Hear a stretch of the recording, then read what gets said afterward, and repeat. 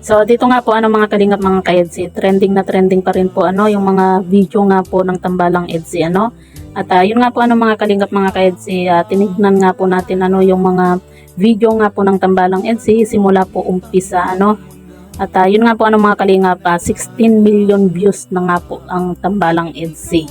16 million talagang grabe Halos kalahati na din po ng part nga po ng EDSI yung kanilang million nga po Talagang trending na trending pa rin po dahil nga po sa lahat po ng mga sumusuporta at talagang tulong-tulong po na magmarathon nga po dito nga po sa mga video ng Tambalang EDSI. Kaya talagang malaki po ang pasasalamat po natin sa lahat po ng mga nagmamarathon, sa mga talagang nagpapagod para po magkaroon po ng million views itong Tambalang ito. At yun nga po mga kalingap, dito nga po sa part 1 nga po ng Tambalang EDSI kung saan ang estudyanteng Labandera kamukha ni Marian Rivera naka 1.1 million views nga po siya dito At sa part 2 naman po kung saan nangunguha nga po ng mauulam itong si Beyonce ay 1.1 million views din po mga kalingap.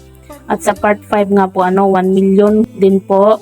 At yun nga sa part 6 mga kalingap, malapit na rin po nga mag 1 million kumbaga konting kembot na lang po dahil nga po yung kanilang views nga po sa part 6 ay 917k views kaya konting kembot na lang po mga kalingap. Kumbaga tulong-tulong po tayo na i-marathon po ito para mag million views na rin po mga kalingap. At sa part 7 naman po mga kalingap kung saan nakakakilig po yung biglang paglaba nga po ni Kalingap Edo nga po sa mga labahin ni Beyonce na talagang hiyang-hiya po itong si Beyonce dahil nga po syempre 'di ba nandun yung mga damit niya tapos biglang kukunin ni Kalingap Edo para labhan nga po Grabe yung kilig po natin sa mga video nga po ng Tambalang EDSI mga kalingap. At dito rin po sa part 9 yung hindi inaasang pagtatagpo kung saan itong si Beyonce po mga kalingap ay nakita nga po nila Kalingap Edo na naglalakad nga po mag-isa At marami po yung kumbaga nagko-comment nga po na sana kumbaga hatid sundo itong si Beyonce dahil nakakatakot po dahil mag-isa lang po siyang naglalakad pauwi at papasok nga po sa kanilang school. Kaya talagang malaking pasasalamat din po natin mga kalingap na meron na po silang tricycle at motor nga po dahil nga po sa hatid sundo na rin po itong si Beyonce nga po ng kanyang tatay. At dito naman po sa part 12 nga po mga kalingap kung saan sinorpresa nga po ni Beyonce itong si Kalingap Edo. At ito yung first time mga kalingap na kinantahan ni Beyonce itong si Kalingap Edo. Kaya nauso po yung sa tuwing may episode na po yung Tambalang EDSI ay lagi na po silang nagkakantahan nga po nakakamiss yun mga kalingap kasi parang ilang episode na din po na walang kantahan nga po sana ibalik po yun kasi yun po yung isa po sa nakakakilig at saka napakagandang panoorin sa part na yun ng mga ng Tambalang EDSI nga po mga kalingap yung kantahan, di ba? Ay nag 1 million din po ito mga kalingap yung part 12. At dito naman po sa part 13 Bulaklak at Bagong Ref. Nag 1 million views din po ito mga kalingap. At saka sa part 14 nga po mga kalingap kung saan nagsabi nga po itong si Kalingap Edo nga po ng Will You Be My Girlfriend di ba? Nakakakilig.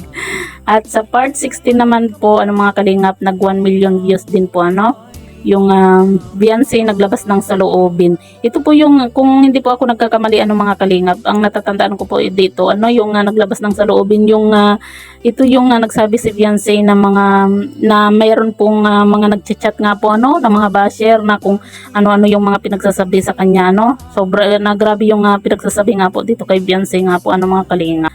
And we have 1 million views din po ito At sa part 17 nga po kung saan itong si Beyonce at Kalingap Edo, kumbaga ipinakilala ni Kalingap Edo itong si Beyonce sa kanyang mama nga po, kung saan kinikilig din po itong si nanay sa dalawa nga po mga kalingap.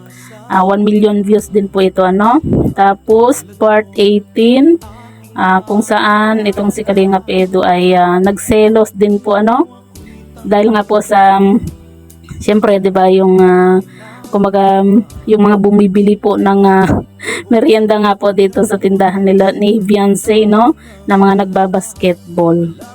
Naka 1.2 million views po siya dito.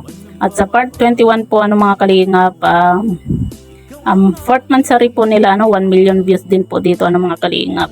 Tapos ito po yung kung saan sa part 22 1 million views din, kung saan itong si Kalingap Edo talagang pinakita niya na totoo po siya dito kay Beyonce. Kaya naman talagang grabe tumalon itong si Kalingap Edo nga po sa ilog talagang sabi nga po ni Kalingap Edo mga kalingap, kung magkinabahan din po siya dito sa kanyang pagtalon, kasi syempre siya po yung unang-unang tumalon sa mga K-boys nga po at talagang grabe yung kilig natin sa lahat po ng mga episode ng Tambalang EDSI nga po mga kalingap. Yun bang kahit nasa simpleng ngitian lang, simpleng tinginan lang po nila, talagang nakakakilig na din po mga kalingap. At dito po sa part 23, nanay ni Beyonce may ibubunyag, 1 million views din po ito nga po.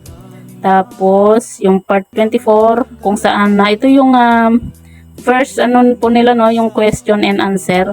Kung hindi po ako nagkakamali, ito po yung unang-una po nilang video na question and answer nga po 1 million views din po. Tapos yung part 25, Beyonce sa wakas umamin na.